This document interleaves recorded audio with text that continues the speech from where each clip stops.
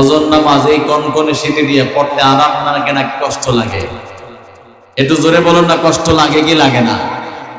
যারা কঠিন নামাজি, কষ্ট লাগে ঠিক আছে, কিন্তু নামাজ ছাড়তে পারে না। সুবহানাল্লাহ পড়েন। পারে নামাজের সময় জোর করে তাকে যদি রেখে দেন, আমার মনে হয় লোকটা স্ট্রোক করে মারা যাইতে দেরি হবে না। ঠিক কিনা বলেন? একটু জোরে বলুন না, ঠিক কিনা?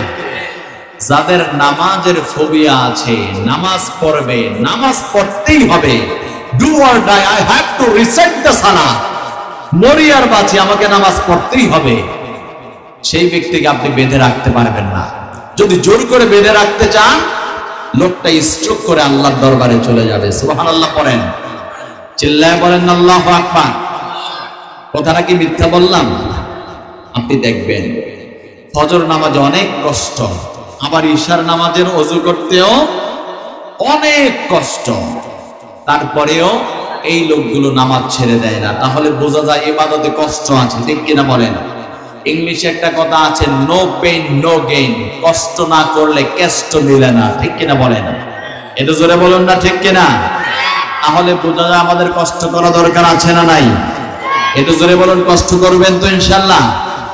এই দুনিয়াতে একটু কষ্ট করে যাবেন, আখিরাতে আপনাকে ভালোভাবে আপ্যায়ন করার জন্য আছেন কে? এটা জোরে বলুন না, কে? আল্লাহ আখিরাতে আমাদেরকে যে জান্নাত দিবেন, সেই জান্নাতের মধ্যে এত চোখ ধাঁধানো জিনিস। আল্লাহ বললেন, ফালা তা'লামু নাফসুম মা উখফিয়া লাহুম মিন কুররাতি আ'য়ুন। আল্লাহ পাক বললেন, এমন কোন অন্তর নাই, এমন কোন চক্ষু নাই, আমি আল্লাহ তাআলা যে নাজ নিয়ামত রেখে দিয়েছি, ওই চক্ষু কখনো এমন নাজ নিয়ামত দেখতে পারে নাই। এমন কোন অন্তর নাই যেই অন্তর কখনো ধারণা করতে পেরেছে আমি আল্লাহ কি নাজ নিয়ামত রেখে দিয়েছি। সুবহানাল্লাহ পড়েন। তেমন একটা জান্নাত আমরা চাই না ইনশাআল্লাহ?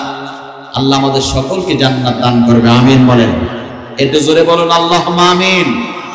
জান্নাত পাওয়ার লোভ আমাদের আছে, লোভ আমরা ছেড়ে দেই নাই, যার কারণে এই কনকনে শীতের মধ্যে আমরা ল্যাপের নিচে না থেকে, কম্বলের নিচে না থেকে, শক্ত বিছানায় এই সামিয়ানার নিচে বসে আছে। কথা বলেন ঠিক কিনা?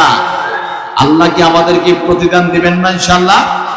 আল্লাহ আমাদের দয়া করবে, আমিন বলেন। একটু জোরে বলুন আল্লাহুম্মা আমিন।